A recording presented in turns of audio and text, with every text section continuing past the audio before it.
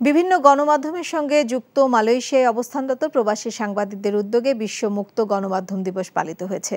শুক্রবার রাজধানী কুয়ালালামপুরের একটি রেস্টুরেন্টে এই উপলক্ষে এক আলোচনা সভা অনুষ্ঠিত হয়। আহমাদুল কবিরের সভাপতিত্বে ও জহিরুল ইসলাম হিরণের সঞ্চালনায় অনুষ্ঠানে প্রধান অতিথি ছিলেন জাতীয় প্রেস ক্লাবের যুগ্ম সাধারণ সম্পাদক এবং বাসসের নিউজ এডিটর আইয়ুব ভূঁইয়া। এ সময় বক্তারা সাংবাদিকদের সুরক্ষার উপর জোর দিতে রাষ্ট্রের প্রতি উদাত্ত আহ্বান জানান। অনুষ্ঠানে বিভিন্ন সময়ে পেশাগত দায়িত্ব পালন করতে গিয়ে নিহত সাংবাদিকদের আত্মার মাগফিরাত এবং হয়রানির শিকার সাংবাদিকদের প্রতি সহানুভূতি ও সহমর্মিতা জানানো হয়।